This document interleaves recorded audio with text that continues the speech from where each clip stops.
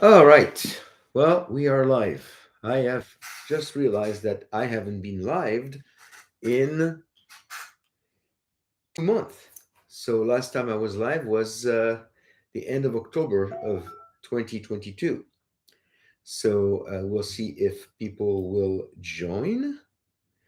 And okay, well, we got somebody here, Bryce and Maddie Hester. Where are you from? I'd like to know where people are dialing in from. So if you get on online, tell me where you're from, so we'll see what people around the world. Uh, oh, Montana, very good. All right. So Jackson, Tennessee. All right, very cool. Okay, we're gonna wait a little bit, and then we will start broadcasting. We got somebody from New Zealand, Nevada, Texas, Florida. Very, very good.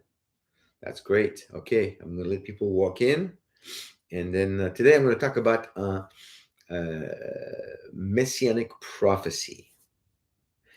To quickly answer your question about the Shemitah cycles, Bryce and Maddie, um, this is a real thing, but I think people put too much emphasis on when those cycles take place, and they try to align dates of other events with them, and that's when I'm very nervous, especially when it comes to the rapture, when the Bible tells us that we do not know the day or the hour.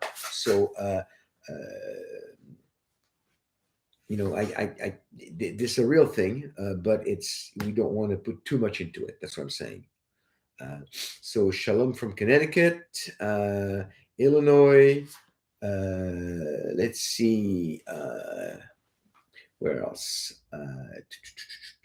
Florida. We've already said that. Okay, so people keep coming. Make sure you give the thumbs up. Okay, it helps us for exposure. I'm trying to grow my channel so more people can have access to my teaching. And so tell your friends, invite your friends, and make sure that whenever you watch a video, you give the thumbs up. That really helps. Um, Bryce.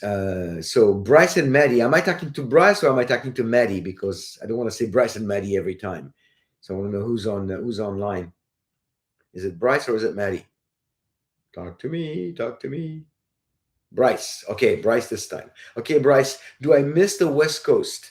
Um, we lived in the Northwest. I miss the beauty of the Northwest, but I really, really do not miss the shenanigans. We really love Texas. We live in an area that's pretty flat, so there's no mountains, no not much, evergreens, and so we miss that. We had beauty outside of a front door window, and it's gone. I mean, so yeah, we miss that, but Texas is a great place for us. So let's see if I can answer those questions. Uh, when and why did the start date of the Hebrew calendar change?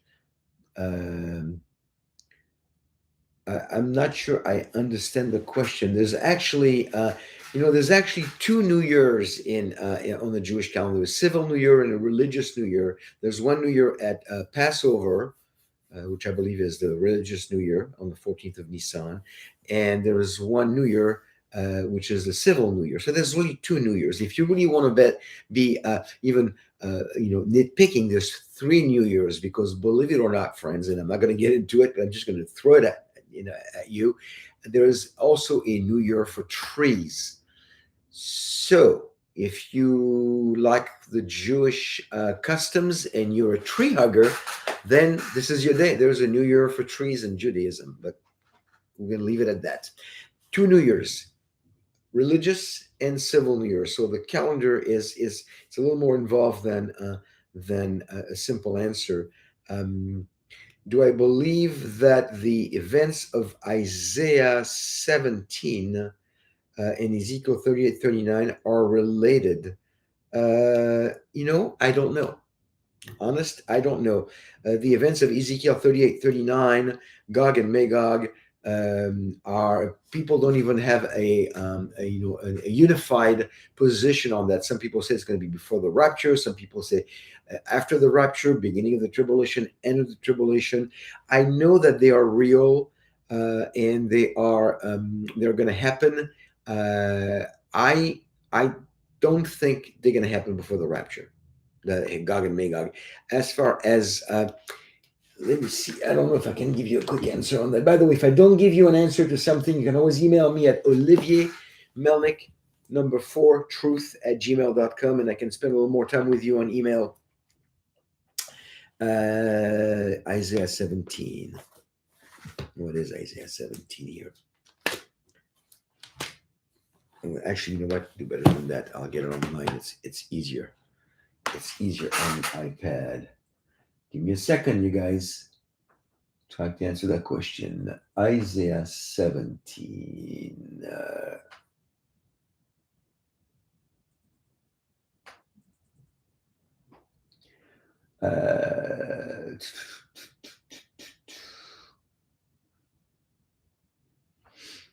Okay, so let's see. Let me read it.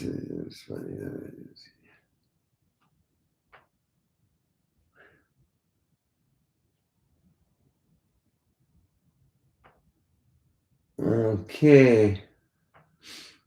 Okay. So what would be the question? Because it looks like the prophecy about Damascus might have already happened.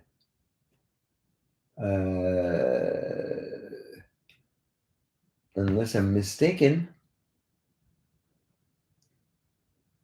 In that day. No, it's end of days fulfillment. It's an end of days fulfillment. So they might be related. They might be related, but I would have to look a little more into it. So I can't give you a solid answer.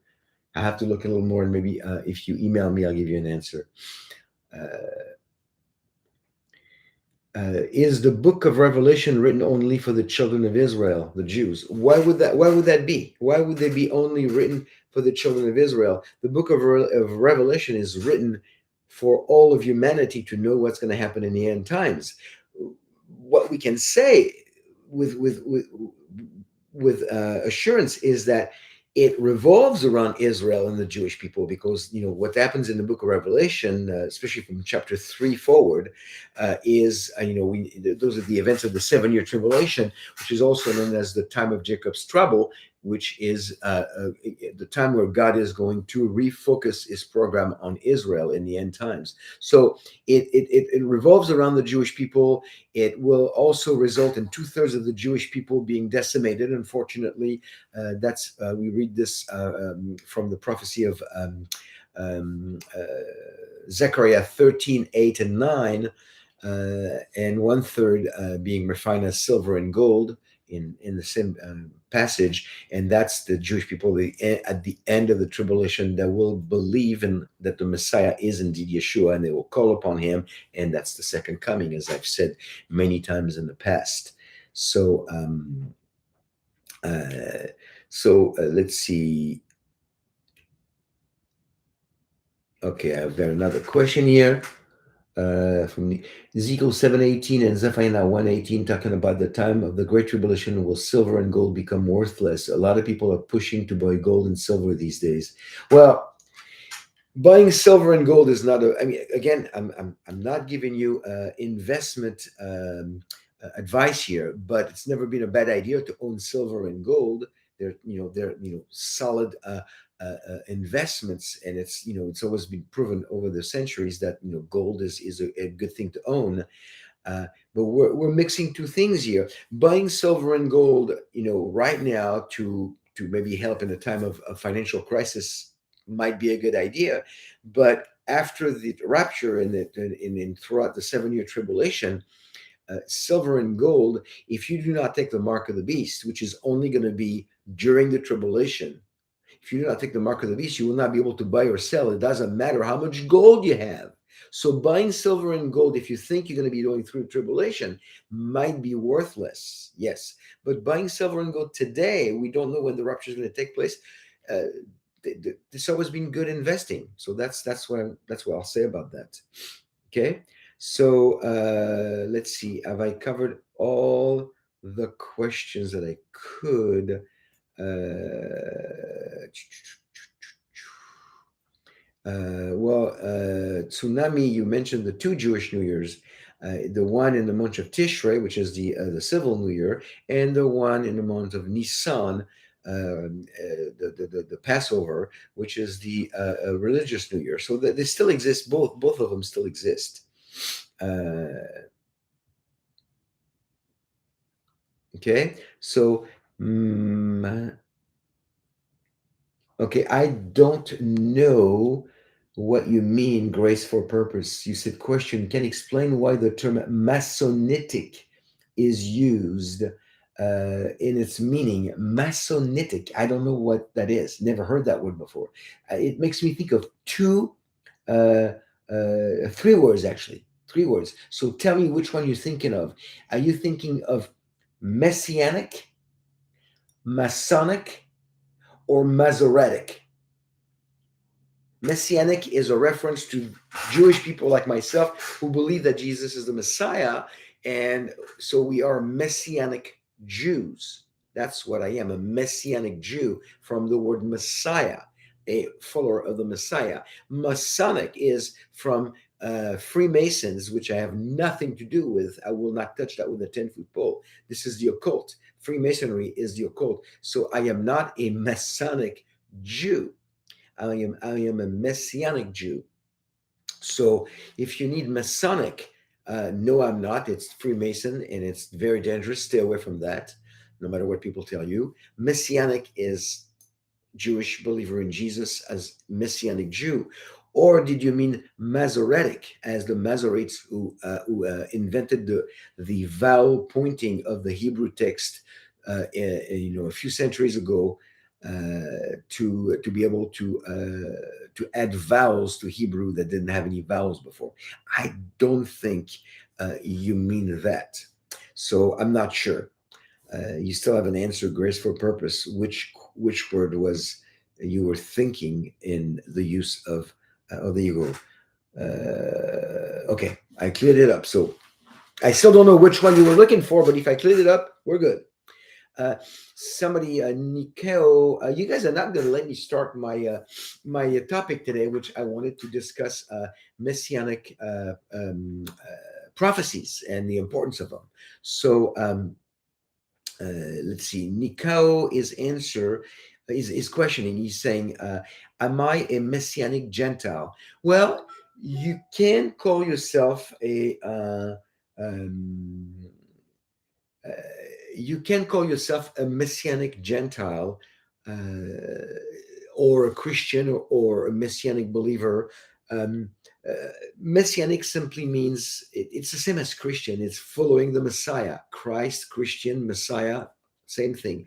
When people use the terminology messianic, they usually mean that they are part of a subsection of Christianity that worships in a more Jewish setting than the mainstream Orthodox evangelical community. So it would be people that go to a messianic congregation that recite some of the Jewish prayers, as long as they're not prayers that go against the teaching of Jesus. I have nothing against those. They're beautiful. They're part of my heritage. And Gentiles can do that too. It doesn't make them into a Jew, but it makes them into a Gentile who appreciates the Jewish heritage of the faith and want to express their faith in a more Jewish setting.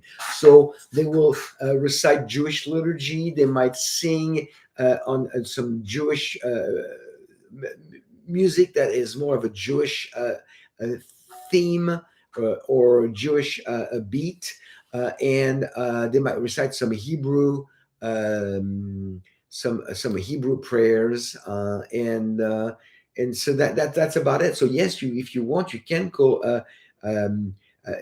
yourself a Messianic Gentile, if that's what you're doing, but if you don't have to. But that there's nothing wrong with that, as long as you don't believe that Gentiles become part of ethnic Israel when they become believers, because that is not taught in the Bible, and that is what the Hebrew roots movement is teaching, and I don't think that's biblical. So there you have it. Uh, let's see, any more questions? All right, so I don't think I have any more questions. So I want to talk a little bit about um, uh, messianic prophecies because, oh, here comes another question. Okay, from B, P, and E. Have you heard of one for Israel and Jerusalem? They are Messianic Jews. Oh, yes, absolutely. Not only have I heard of them, I know some of their people personally. Some of them are friends. And Chosen People Ministries that I'm part of, we partner with one for Israel. We've done a lot of work with them. They are a very good ministries. They can be trusted. They're one of the few that I would recommend. And I don't have uh, I don't have a lot that I can recommend because everybody is, it's I'm very conservative, and one for Israel is one of the good ones. Yes. So let's see.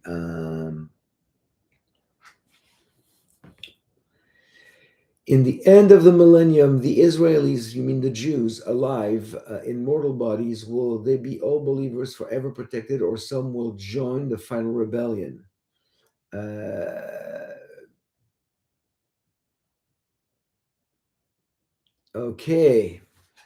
So I guess you guys are teaming up today to ask me so many questions that I will not be able to cover the topic I wanted to cover. Fine, be that way. Okay, if that's what you want, that's what you get. Okay. Um, let's see.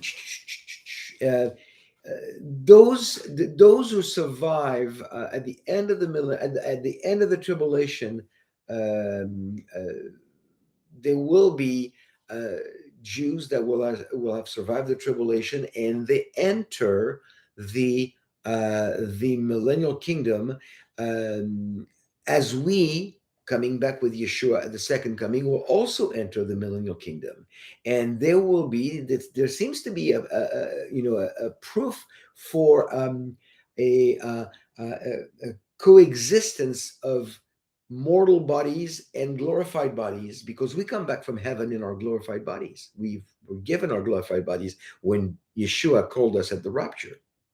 So we keep them for eternity. So we come back with glorified bodies, and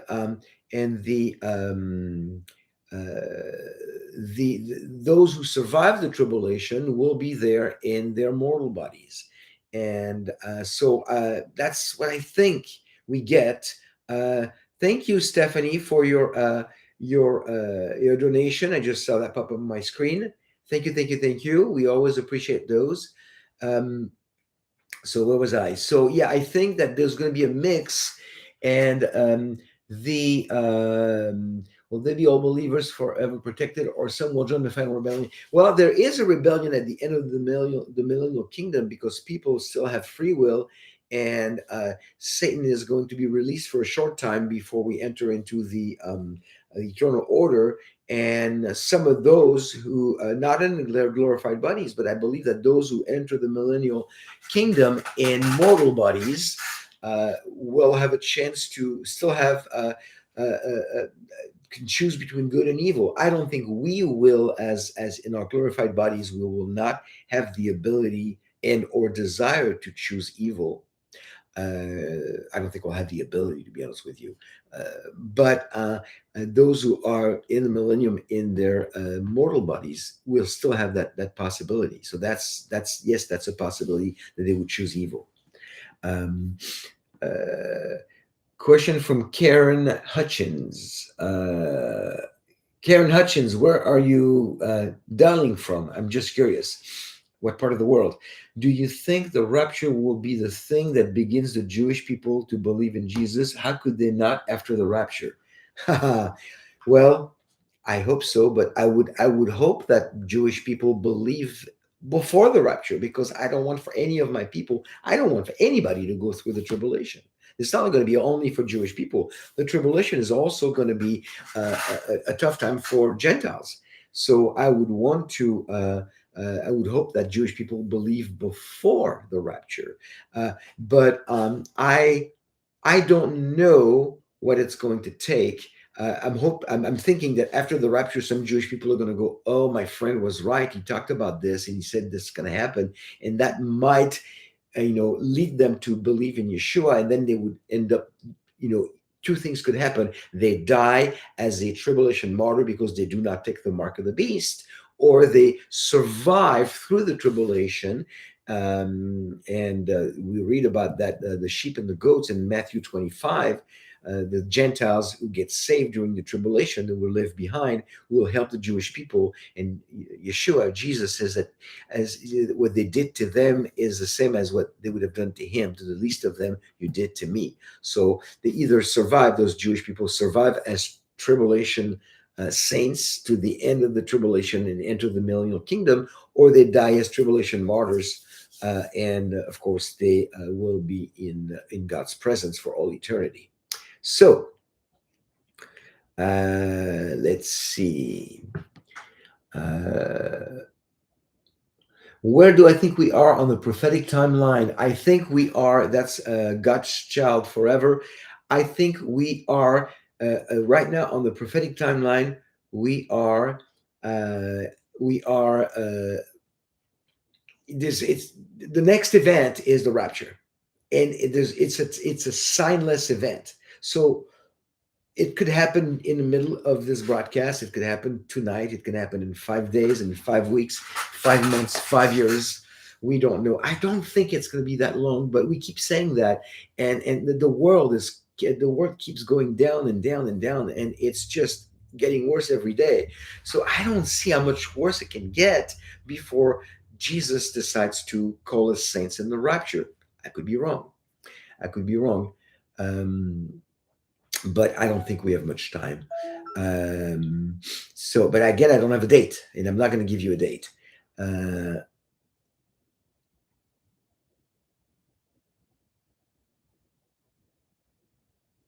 Okay, so Charlotte Marshall said, a little while back, you said you don't think the rapture will happen in the very near future, but rather several years from now. Do you still feel that way, or have recent events changed your opinion?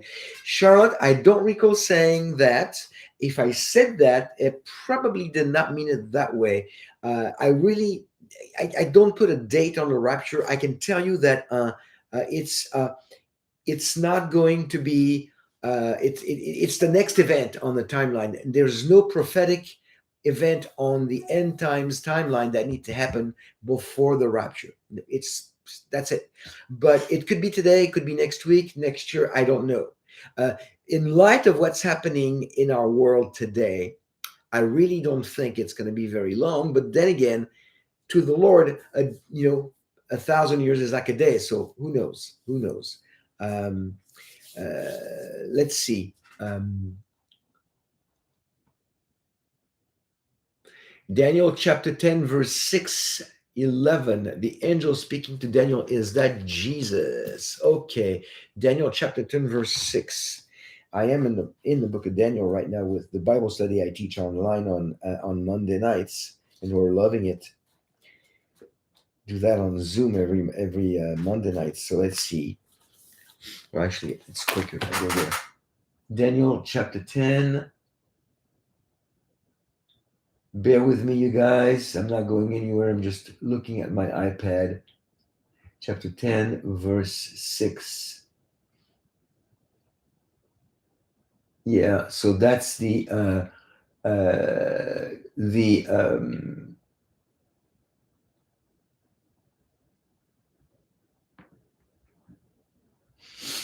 body was also like beryl.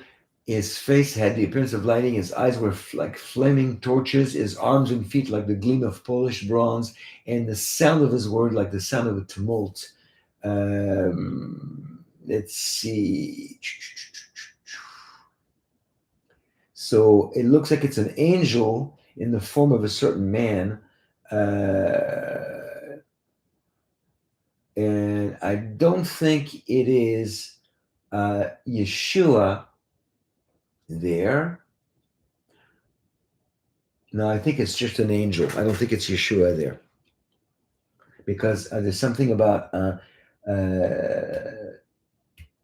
there's a similarity with Messiah's appearance in Revelation. like Revelation 1:12 through 16.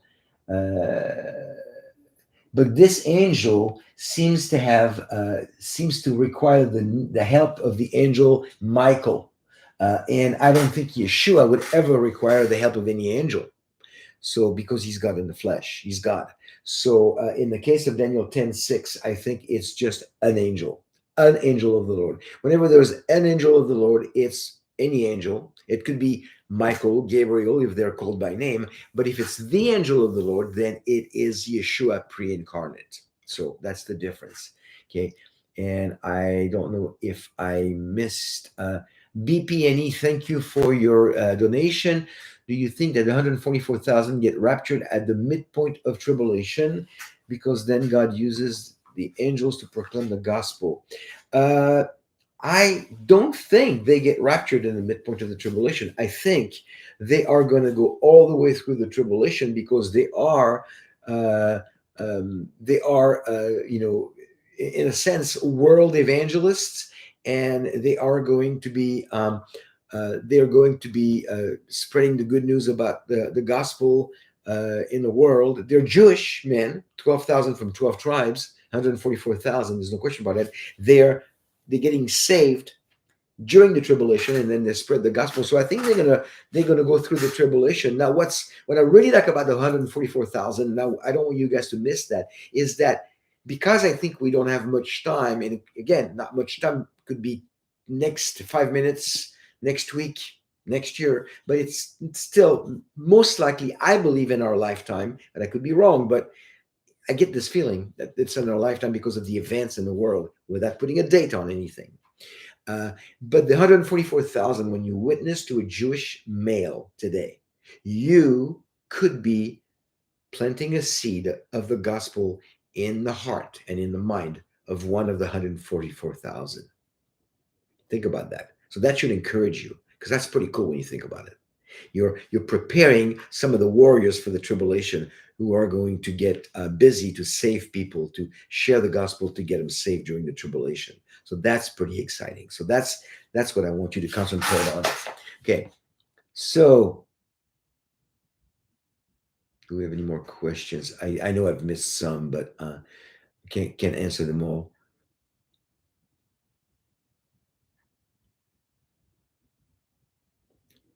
First Corinthians 2:15-16, Paul says that we have the mind of Christ. Can we expand on that? Well, the Holy Spirit lives in us.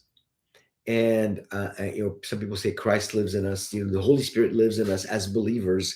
Uh, I don't know that we have the mind of Christ in the sense that we are all knowing, like God is. We are not all knowing. We are limited in our knowledge. We are finite creatures. We have a finite knowledge, not infinite, like God. And but because the Holy Spirit lives in us, and if we allow the Holy Spirit to guide us, then we'll make decisions in our life that will be in line with the will of God. And that is more from that standpoint that I think that we have the mind of Christ. But we don't have the mind of Christ in the sense that we become little gods, or we become omniscient. That's not who we are. That's never who we are, and that's never who we're going to be. Even in eternity, when we are in God's presence, we are still created by God with glorified bodies, but we are not becoming part of God, or we're not becoming little gods. That's not what the Bible teaches us. I hope this answers your question. By the way, those are all good questions. I do not know about in Isaiah 63:1-6 if Yeshua is going to go to Bozrah or Petra first to execute judgment before he puts his feet on the Mount of Olives. I'm not sure I can answer that. I don't know. Um, let's see. Well, Christina Sweeney, your pastor never teaches about end times. I feel sorry for your pastor and for you, because end times helps us understand what's going on. It gives us the assurance that the Bible is true, and that God is going to keep His promise, because He's kept His promise on everything in the first coming. There's no reason why He's going to keep it. Why He's not going to keep His promise literally on everything about the second coming. That's, by the way, the reason why I became a believer when I read all the Messianic prophecies that I was going to talk about today, but I guess I'll do that next week or the next couple of weeks, since you guys, it's only fair that I was absent for 2 months, busy doing other things, that when I come back, you guys have a lot of questions, more than I expected, but what can I say? I'm trying to answer them all. So let's see.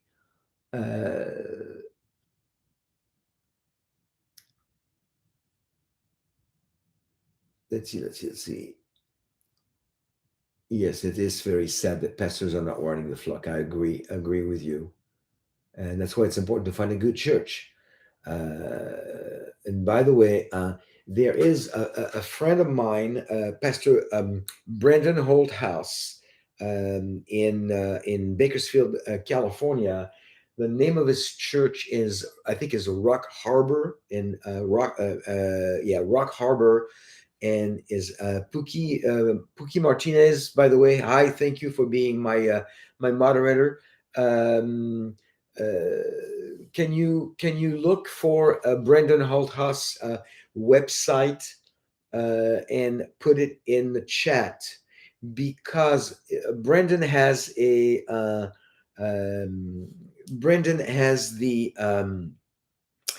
he has a list of churches that are like-minded, that support Israel, that love the Jewish people, that are dispensationalist, and that teach the end times, the stuff that we're discussing right now.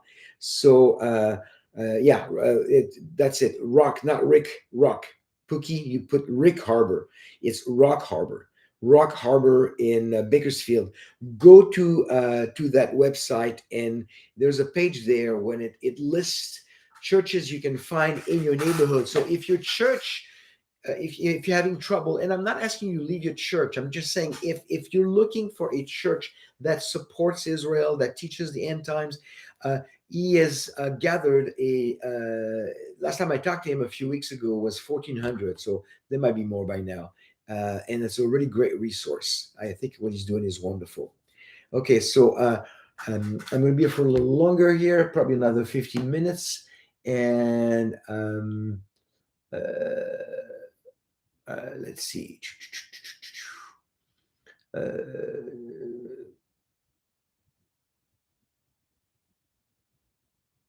Well, Christina, if you cannot find a church near you, is because there's none. There might be one that might not be listed, but there. If there's none, there's none. But that's a good resource for anybody in the U.S.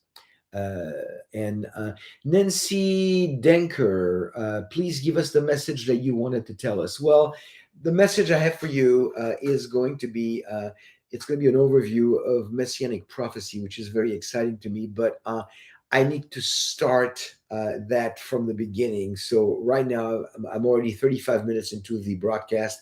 I'm not going to have a chance to do it justice. So I'll keep that for next time. I guess today we're answering as many questions as we can, but I want you to come prepared or to be ready next time, being next week or the one after that, to discuss Messianic prophecies.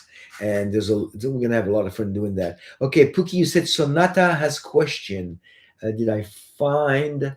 I got to go back up, and I don't see. Did I miss a lot of them? I probably did, because it's going way too fast for me. Okay. I don't know how fast, how much. Where is the question from Sonata? Can she ask again? I don't see it. In the meantime, in the recent North American Leaders Summit with the U.S. and Canada and Mexico, seemed like a preview of 724. That's possible. We can't tell, but that's a possibility. Okay, some say Nancy, my next session, it's always going to be on Thursdays around noon or a little after that. And let me look before I commit to something that I'm not going to be able to do. Next week, I should be able to do it. The next 2 weeks are clear, so I am going to be able to do it. I hope I can be. I can do it. Psalm 82, verse 1 and verse 6 both say gods, plural. Can you explain? Let me go look.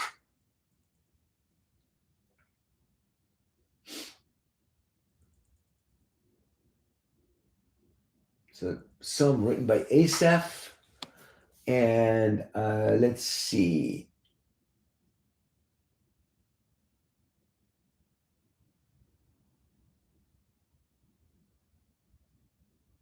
Okay, so I'm looking at the English here. Um, and you said verse 1 and 6. Oh, you are gods, and all of you are sons of the Most High. Okay. So what he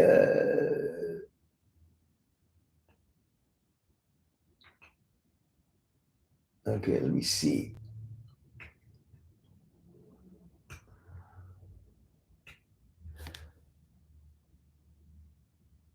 Okay, so I think what's happening here, I'm not looking at it in Hebrew, but in verse 6, I don't see in verse 1, God takes his stand in his own congregation, he judges in the midst of the rulers. How long will you judge unjustly and show partiality to the wicked? I think in verse 6, I said you are God's, small g and S, and all of you are sons of the Most High. I think it's talking about people that who pretend to be God and act as God, but they are not God, because we're all sons of the Most High. We're all created by the Most High, but we are not God, and we will never become God. I think that's the context. That's what it's saying here. Uh, yeah, it's the psalmist is designing those leaders maybe and those judges as gods, but gods was a small g, not God in the sense of God, Jehovah, Yahweh, Elohim, not the same.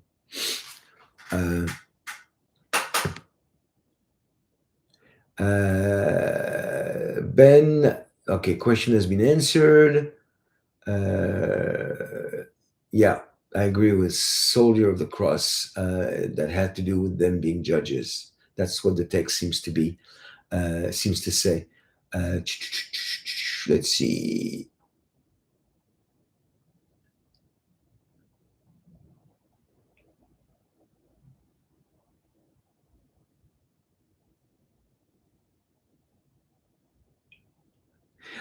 Silhouette Sonata. That's I'm not the best person to ask about this the seals and the bowls and the tribulation. This is not an area that I feel super comfortable. So I'm going to skip on that one. I might be able to give you an answer if I do a little more research, but I don't want to say something that I would regret or something that would be wrong. So I'm going to have to skip that one. I'm not ignoring you, but I just don't have a good answer for you just right off the top of my head. So I wanna make sure that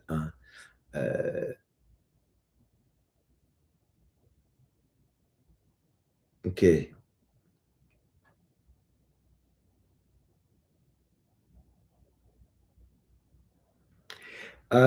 Yes, Hope Diary. The 3.5 years being pseudo peace could place the war in Gog and Magog before or after the rapture. Yes, I agree, and it's hard to tell. We don't want to be dogmatic on that. I believe. I don't think we're going to be part of it, so I think it's going to be after the rapture. That's my guess. I would have a uh, I would feel more comfortable putting it after the rapture.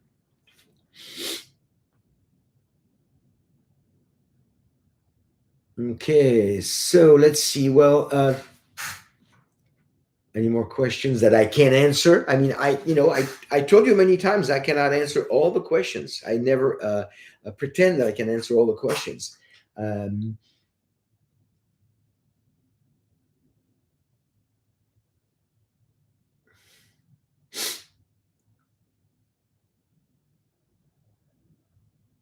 all right, no more questions, you guys, because I can't really start the. I can't really start the what I wanted to do because I didn't have enough time um, for on the Messianic prophecies. But next time we get together, hopefully next week, I'm going to show you all the different prophecies from Genesis 3:15 through Genesis 49:10 and Deuteronomy 18 and Numbers 24. Isaiah 7:14, Isaiah 9:6 and 7, Isaiah 53, Psalm 22, all those things. We'll look at uh, the main ones, and you're going to see how clear it is that there's no way in the world that anybody but Yeshua, Jesus, can fulfill the person, the office of Messiah. There's no way. And it's very exciting, and there's a lot of details in there that are so exciting, and that going to be they will reinforce and strengthen your faith. Thank you, Nancy, for your super thank or super chat or whatever they call. I don't know what they're called, but I know that I appreciate your kindness and your generosity. Thank you, thank you, thank you.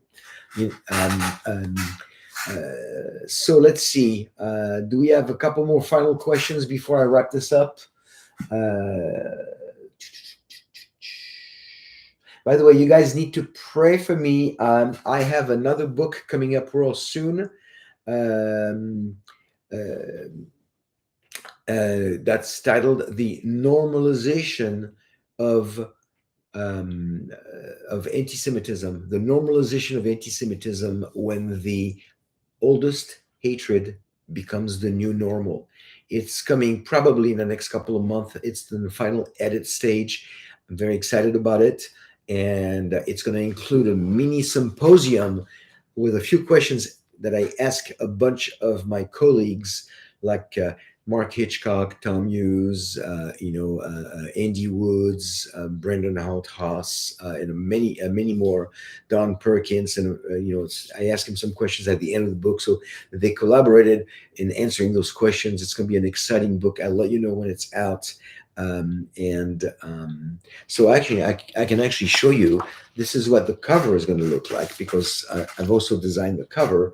So this is, I don't know if you see it on the screen, the normalization of anti-Semitism. There you go. I don't know if it's reversed or if you see it properly on the screen. But I pray for the book to be finished on time. And yes, I want to thank Pookie for moderating. Pookie is a blessing. Thank you, thank you. This is really good to have you to help us, Pookie. And I know I was not online for the last 2 months. Been busy with other things. I hope to be there at least every 2 weeks, possibly every week if I can, but I can't promise that. But it's always going to be on Thursday around noontime. Okay. So, friends, that's it. Keep going to my YouTube channel, because I post stuff every morning, and I post other articles and longer videos on teaching. I'm going to do one on Israel's right to the land in the next couple of days. You don't want to miss that one. And next week, I'm going to be doing one on Holocaust, International Holocaust Memorial Day, which is an important part of history that we need to remember. So we'll talk more about that. Maybe next week we'll talk about that, and the week after we'll talk about Messianic prophecies. But anyway, that's it for me. I'm going to say shalom. I want to thank you for your generosity. Those of you who help with that, it always helps. So thank you for that. Thank you for watching, and I will see you next time. And until next time, shalom, and be blessed. Shalom be Yeshua.